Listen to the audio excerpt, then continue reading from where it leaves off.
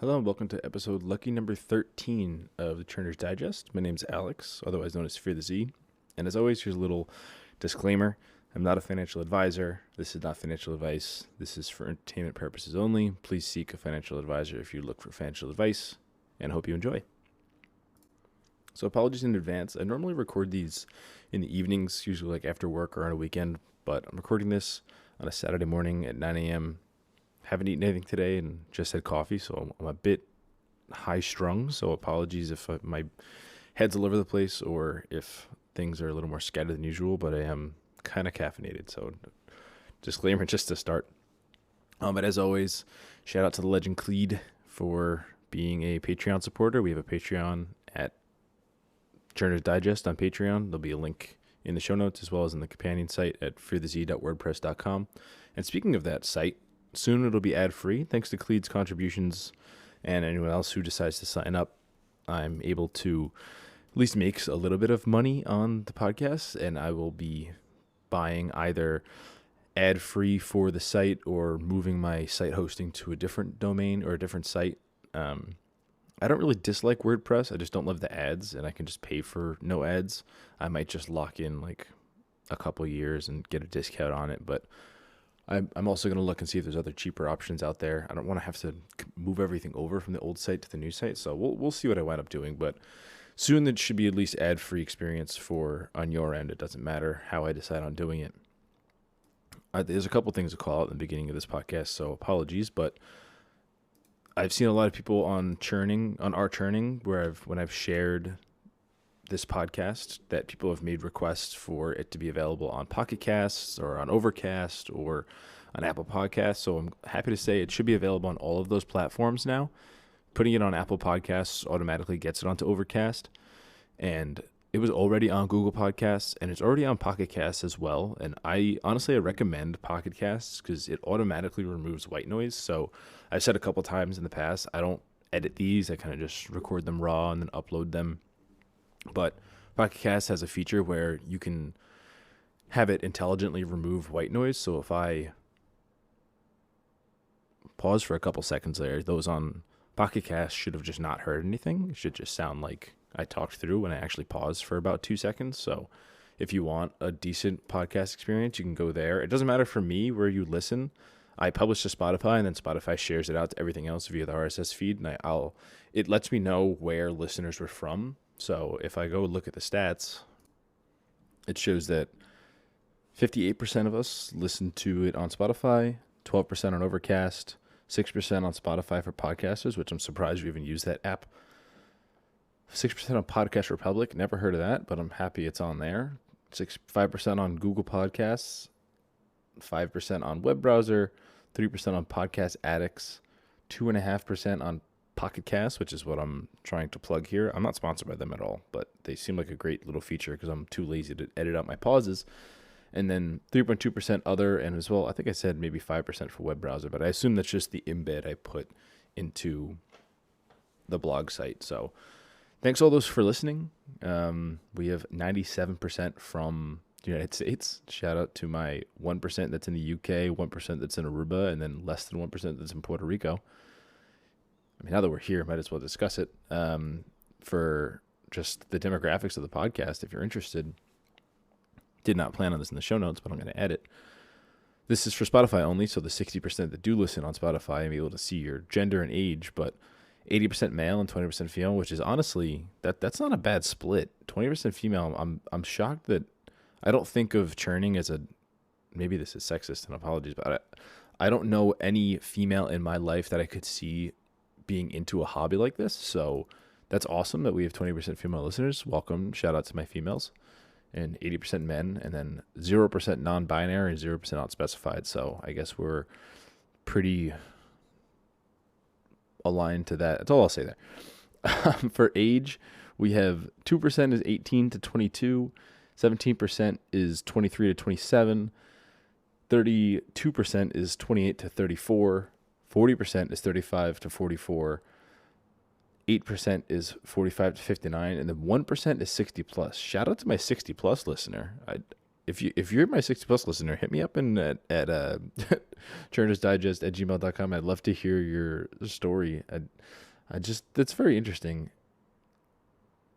I guess the bell curve being the centered on 35 to 44 kind of makes sense. I think churning is a hobby for those that have a settled life already. Well, and in my mind, it's those who have a settled life already, probably have a wife and kids, probably have a P2, or maybe just a spouse, or maybe kids, maybe not, but who are looking for a little bit of a side hustle and have some extra time on their hands. So thanks for listening, everybody. That's the breakdown of the demographics. Did not plan on covering that, but hey, why not? Also, while we're talking about the blog in general,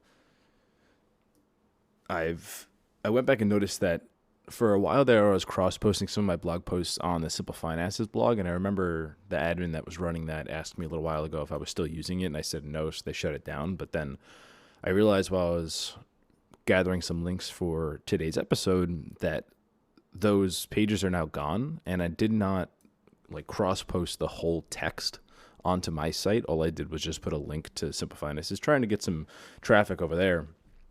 But as an advent of that, those pages are now gone. But huge shout out to Wayback Machine. If you've never used it, it crawls the internet and just saves copies of websites at periods of time. And then if they go away in the future, Wayback keeps it. So it's kind of like a historical archive of websites, web articles. And thankfully, I was able to revive 3 of my articles.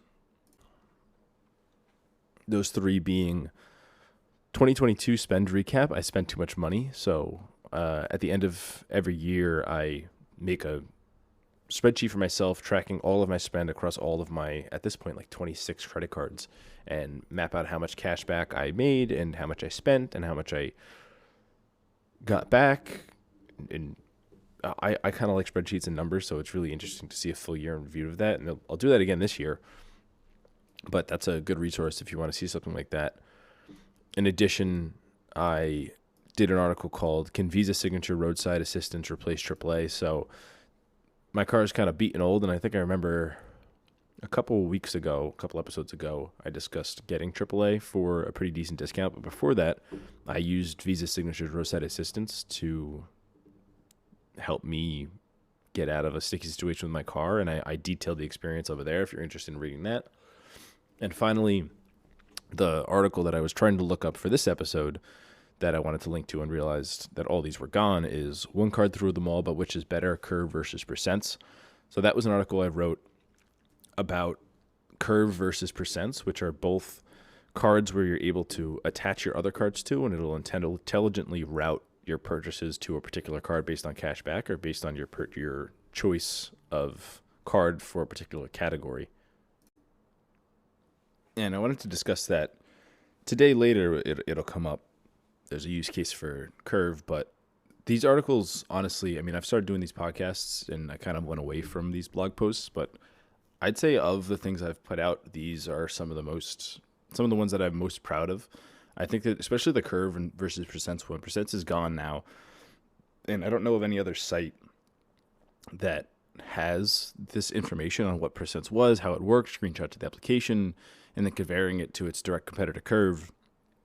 I don't know of anything else out there that did something like that, so I really enjoyed making them, and hopefully there'll be other ones I make in the future, but I wanted to call these out and say, hey, if you haven't seen them, feel free to take a read. I think they're a good read. And as well, an article that I'm very proud of that I constantly update is the card designs article. So I have a collection of almost 150 card images that are taken from Apple Wallet, given by multiple users and as well as myself, including Cleed and a couple other people that have supported the site. These people include Cleed, Alien Human,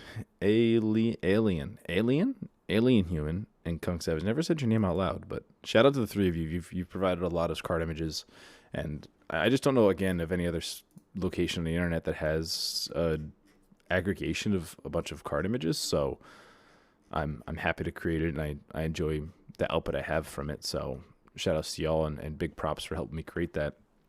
But one of the big reasons why I want to get rid of ads is that site is kind of just riddled with ads injected in between the images, and some of them are ridiculous. Like It's like zoom in on faces with gross skin conditions. So I'm sick of that it being on there. So I'm definitely going to find a way to remove ads. And full call out, I don't get any money from any of those ads. So if you run an ad blocker, please do. And until I get rid of the ads, I don't get any money from it. So please remove the ads. All right. That's like almost 10 minutes of non-podcast information. So here's podcast information. Honestly, I might just give a timestamp of when to skip ahead to to get past all this nonsense to come to now. But if you skipped ahead, welcome. Here's the actual episode. Today there's some stuff I wanted to cover. First, a sign-up bonus that I went for hit. So there was a Liberty Bank sign-up bonus I talked about a little while ago that's restricted to Connecticut, Massachusetts, and Rhode Island for $200, and it credited super quickly. I think it was like 15 days after the month in which I met the requirements, which was super fast for a bank account. So that was very nice. Another thing that I saw the Dr. Credit didn't post, but I shared in the contact us page, was Venmo sent me an email for, I think it's targeted, and it might actually work for gift card reloads, but Venmo's doing spend $50 on Amazon purchase and get $5 back. I think you can do that up until like $25 total or $30 total cash back or something. So I haven't tested to see if it works for gift cards. If you do, feel free to reach out to me and let me know, and I can shout you out and share on the pod, but that's just something to look at. A couple of other things I saw, some credit cards that have some increased sign-up bonuses are PNC Cash Rewards has $200 after spending $1,000 in 3 months, as well as if you apply in branch, it gives you double cash back for your first year. And that card actually has some pretty decent categories, especially when you double cash back. So card earns the following rates with a cap of $8,000 on the total spend of all the categories put together. So 4% on gas, 3% on dining, 2% on groceries, and 1% on other purchases. And there's no annual fee for this card. And double cash back in the first year, I mean, that's 8% on gas, 6% on dining, 4% on groceries, and 2% on everything else. And I don't see a max specifically called out for that double cash back. So if you can capitalize on that double, like, that's a pretty great sign-up bonus. PNC is weird where they only have particular states. Again, I'm not reading these letters because I'm really bad at it. Oh, God. The first one I don't even know. I'm not going to start. But it's mostly like New England area, like Northeast. So not New England, but Northeast, or at least East Coast. So keep that in mind. The full list is on the link I've shared, which is a link to Doctor of Credit. But that's a pretty good card if you're looking for one and you're out of Chase's 524 and you don't care about wasting a slot or wasting. But if you can really capitalize on that double cash back, it's a pretty great offer. Next, we have Wells Fargo Active Cash, increase of sign-up bonus to $300 for 1.5K spend in 3 months. I opened this, I believe, for the $200, and my credit profile looks pretty ridiculous right now, so I'm just scraping at the bottom of the barrel. Like, honestly, I've considered applying for the PNC card, but there's no shot they approve me. I've already been denied for 3 cards, and I've already said I'm not applying for any more cards. So, no, you can't do it, Alex. You're not applying for anything else. But if y'all want to apply, go for it. I think that if you don't have anything else better right now and you've kind of milked everything you can, this is a decent one to go for. Next, where Curve comes up is Costco emailed me yesterday, and Doctor of Credit has shared it, but I shared it with them as well, that Costco's decided to remove Discover from their accepted credit cards from their online shopping. Previously, if you know anything about Costco, they only accept Visa cards and debit cards in person, as well as Costco shop cards and EBT and like checks and stuff. But for our purposes, they really only accept Visa and debit cards. And online, they've historically accepted MasterCards, Visa, and Discover, and not American Express. But now they're announcing they're no longer accepting Discover, which is a big development because often Discover does, for the Discover card, 5% back on wholesale. And previously, you'd be able to just buy up to $1,500 worth of Costco shop cards because you get 5% back with Discover on their categories up to $1,500 of spend or $75 cash back. So in the past, especially when you get the sign-up bonus for double cash back for the first year, you can get 10% back on your category. And if it's wholesale clubs, that'd be a great way to just buy $1,500 worth of cash of Costco cash cards and just use them periodically. But now with this, you can't use Discover at all with Costco. And there is a small loophole, and this is where Curve comes in, where you can attach your Discover card to Curve, since Curve is a MasterCard, Costco will allow you to use it because it looks like a MasterCard online. And then when the purchase routes to Discover still sees it as a wholesale purchase at Costco, and you'll earn the proper category. You'll earn the proper cash back for it. I don't think I've specifically tested Curve used on Costco online with Discover to work for a 5% wholesale, but I've used it for plenty of other things, and always the merchant category tracks properly and the cashback reflects properly. I know Discover's been weird in the past with something. I can't remember what it was. I don't think it was Curve related. It might have been. But whenever I've had weird things with tracking with cashback with Discover, I've always just contacted them and they've credited me the rewards. So I see this as a viable way of getting around this restriction. And there's a couple of links here that you can read up my write-up about Curve, which is the link to the Curve versus percents. And I'm keeping that because even though percents is gone, the Curve is still covered pretty in depth there. So if you're interested in Curve and want to see more about it, feel free to read that article. I also did a podcast where I discussed Curve and my use case for it, where you can get up to 5.25% cash back on $2,500 per spend per quarter per card that you have with Bank of America, a particular card. And then also there in the Doctor of Credit post for the changes to Costco removing Discover, I discussed a little bit about this Curve not loophole, but workaround. And some people had questions and I was fielding some questions there. So for some further reading, feel free to check up over there. But yeah, pretty sad to see this change, but thankfully I'm not affected too much. I mean, if Discover has 5% cash back for wholesale clubs, I'll just use Curve and I should be able to purchase shop cards if I need to. All right, next is something I haven't seen covered anywhere except for someone sharing it in our credit cards. So again, a bit of exclusive if you consider things not posted on Doctor of Credit to be an exclusive, but Citi has a card called Custom Cash Card, and that card specifically allows you to earn 5% cash back on your top spend category up to $500 spend per month. Previously, they allowed you to product change. So if you open up specifically a Citi Custom Cash Card, get the sign-up bonus for it, and then open up something like the Premier card or the Rewards Plus card, you could then product change that card to another Citi Custom Cash Card. So you now have two cards that have their own separate 5% categories. So you can have two categories up to $500 spend per month. It could be the same category, it could be different, doesn't matter. But recently, there have been data points of people saying that Citi will no longer let you product change to this card, which is honestly a huge change. This was a fantastic little loophole where you were able to have multiple cards up to 5%. So I personally have two of them because I product changed I don't think I ever organically opened the card. I think I product changed my double cash to the Citi Custom Cash, and then I product changed my Citi Premier to a custom cash. So I have two custom cash. So I never got the sign-up bonus, which isn't the best way to do it, but I'm glad I have them now that you can't do this loophole anymore. But I now have two cards that earn me 5% cash back. One of them I use for entertainment, so like live shows. So I go to concerts pretty frequently, and I also use the other one for groceries. And I don't use it too often because most of my shopping is done at Whole Foods, and I use Albert's Boost to go to Whole Foods. And I discussed this in my Curve podcast episode too, if you want to listen, on how I get 20% back on pretty much all of my Whole Foods purchases. But when I don't do that, I use my other Citi Custom Cash for 5% back on groceries. And I'm very glad I have this, and that kind of sucks for those that haven't done this or were looking to do it. I know some people have opened up the Premier card just with the intent of product changing to the Citi Custom Cash Card. So now, I mean, there are still product change options. You can go to the Rewards Plus. I think you can also go to the Double Cash, but this avenue is now closed, which is very disappointing. All right, back to Doctor of Credit highlights. Capital One extended their $350 checking bonus to, I think, until January 9th of next year, which is a while.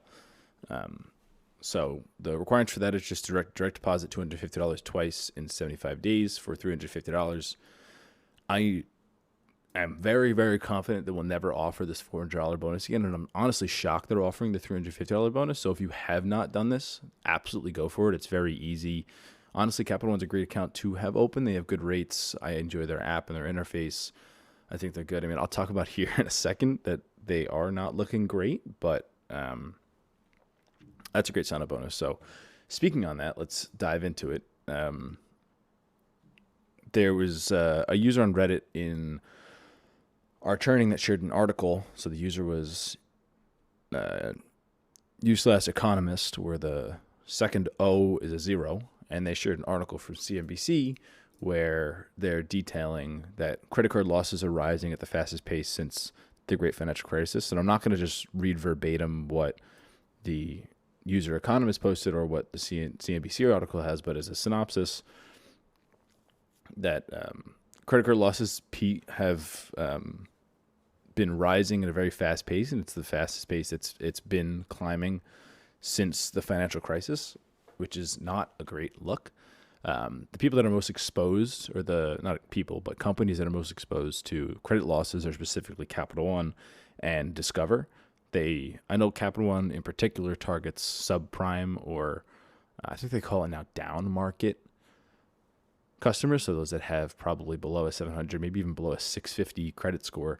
And obviously those people are going to, normally they default on not normally, but their score is lower because they have a higher likelihood of defaulting on their credit cards and then going into collections. And then these companies are having to write off their bad debts.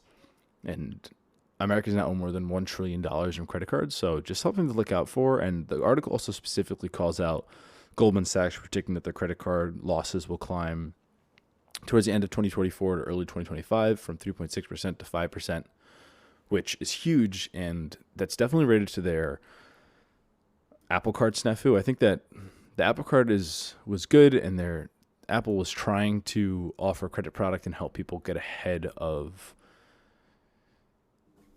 interest in calling things out and trying to instill good habits. But I think that this is me personally just talking about my opinion here. I think that Apple Card made credit cards much more available to a demographic that wasn't as targeted for cards. And I think that younger people and older people, the younger people specifically, are going towards like buy now, pay later things, where like Afterpay, I think it's called, where you can pay like in monthly installments. I know a lot of younger folk are using those instead of credit cards, which is traditionally people use. And I know that people who are in their 40s, 50s, 60s, like my parents, they have a negative opinion about credit cards because I think that people in that demographic don't, or when they first came out, were not very responsible about it, at least brushing with a very broad paintbrush here.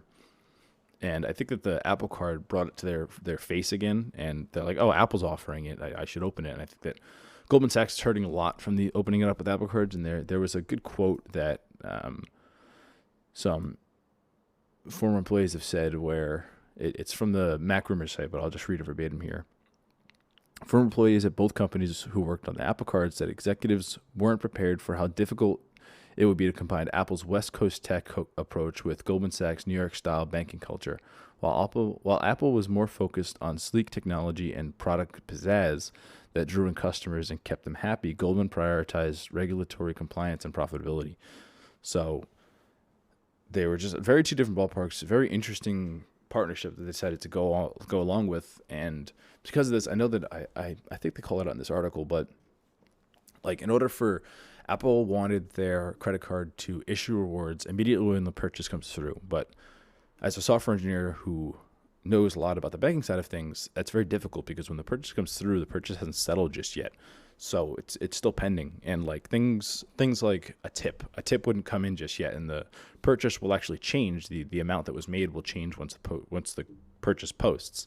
So crediting rewards on that initial transaction when it's pending, especially when Goldman hasn't done this in the past, is a difficult setup to do.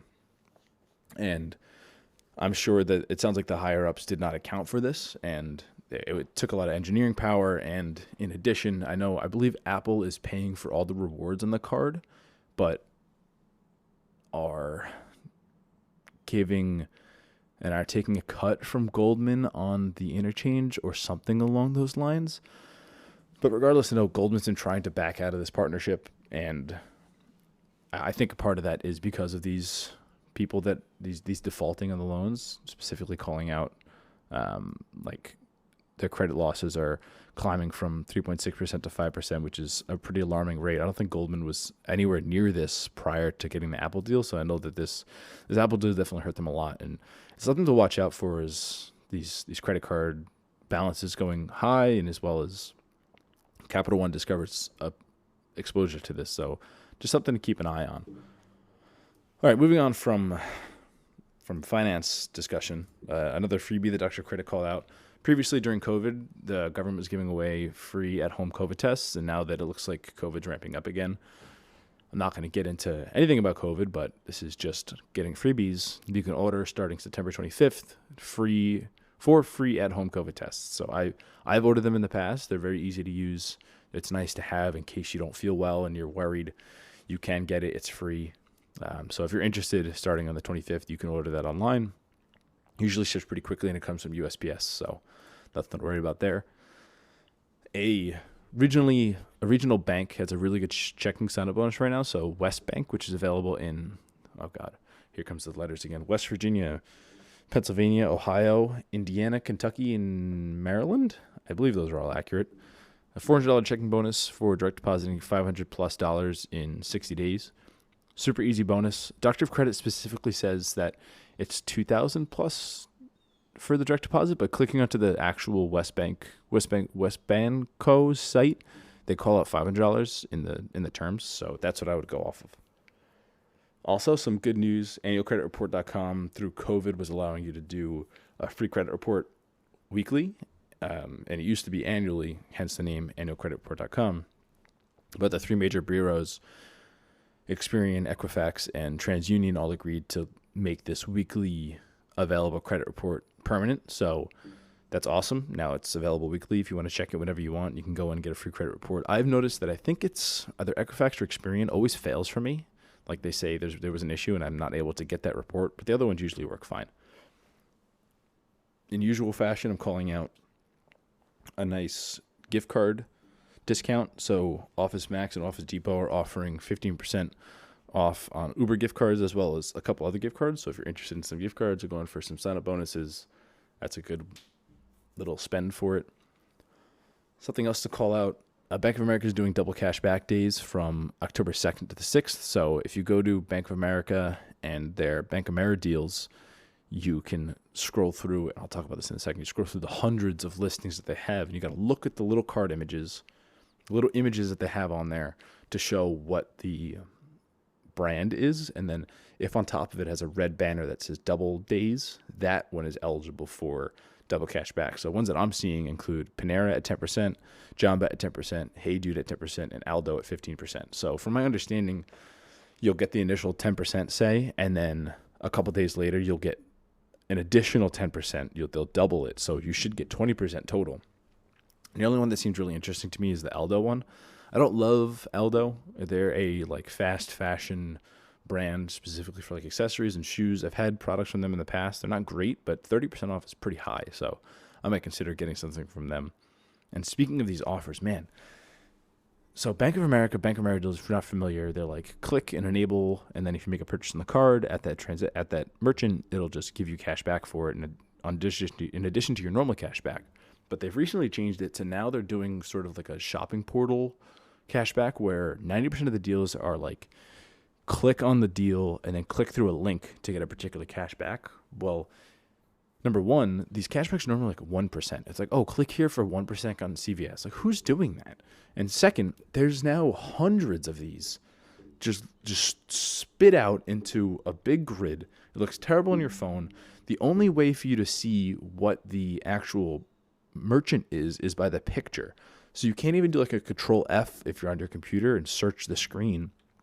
What I wind up doing is I opened up Inspect Element, I look at the elements on the screen, and then I search in there because the descriptions are all on the raw HTML as well as the image says what the merchant is. So I'll search in there. It saves a bunch of time. And the same thing for Chase. Chase just made an update where it used to be a lot better. It used to be similar to Bank of America where it was little cards. But now there are these huge cards, at least on the app.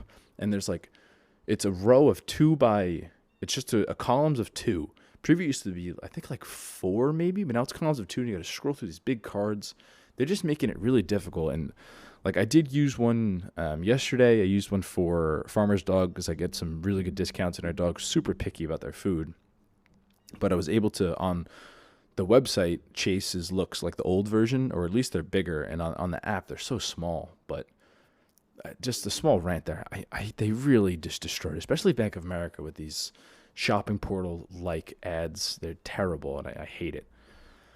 But that was a lot for today, and that's about it. I will call out that I'm going on a trip abroad for 2 weeks, so I will have an abroad episode when I get back, discussing the cards that I used there, some lounges that I went to, I guess some reviews for that based on my priority pass, whatever lounges and else I'm also able to get into, and maybe some discussions on the airlines I had. But that's about it for today. Thanks for listening, as always. Appreciate it. Again, check out the companion site, fearthez.wordpress.com. Email me at churnersdigest@gmail.com. Reach out to me, Fear the Z, on Reddit, Discord, and support me on Patreon if you want at the Churners Digest. Thanks as always, and I hope you have a good one.